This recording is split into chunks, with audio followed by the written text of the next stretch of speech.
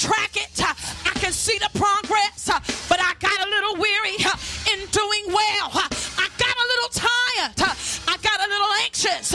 I got a little confused. I got a little slack. But I have committed to God today that from this moment forward, I'm going to pick up everything that I've deferred.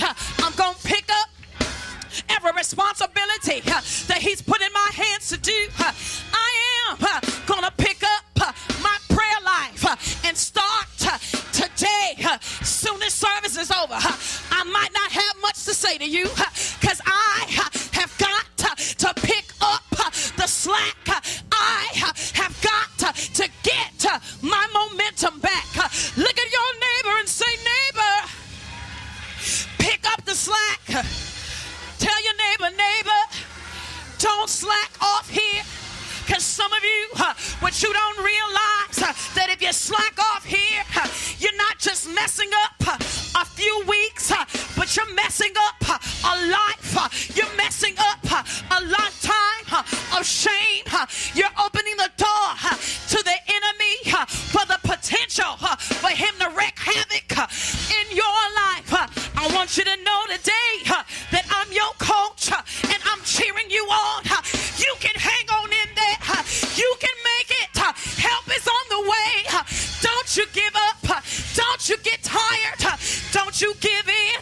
Because God is a present help in the time of trouble. I want you to know that the joy of the Lord shall be your strength. When you keep your mind stayed on him, he'll keep you in perfect peace. So when the enemy tries to come in, you don't have to go with his lies, but you can say, devil, not today. Devil, not in this season. I might have did it last cycle. I might have did it last year. This same time. Oh, but I got a word from the Lord that I shall not slack off. Look at your neighbor and say, neighbor, don't slack off here. Come on and clap your hands and give God some praise.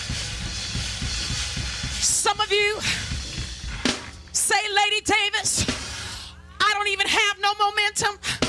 I haven't started. It seems like I done wasted 6 months of 2007.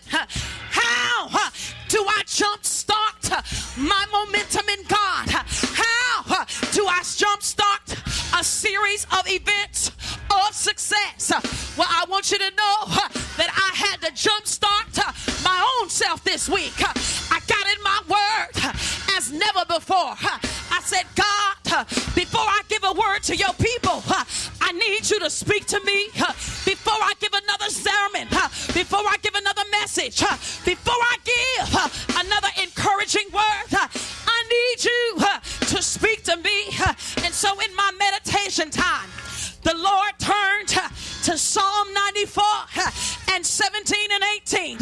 And it reads like this: unless the Lord had been my help, my soul hath almost dwelt in silence. In other words, if God didn't help me, I would have died. Oh, not physically, but I would have died spiritually. Unless the Lord had been my help, my soul almost dwelt in silence. When I said, my foot slippeth, thy mercy, O Lord, held me up. And I said, God, I thank you for holding me up. I almost got slack. I almost gave room for the enemy to, oh my God, to jack up my potential. I almost gave place in my mind. But I said to the Lord, I told you a long time ago that once I serve you, I'm going to be like Saul when he got converted to Paul. He did all kind of hell when he was Saul, but once he became Paul, he did all kind of good for the Lord. And so I said, Lord,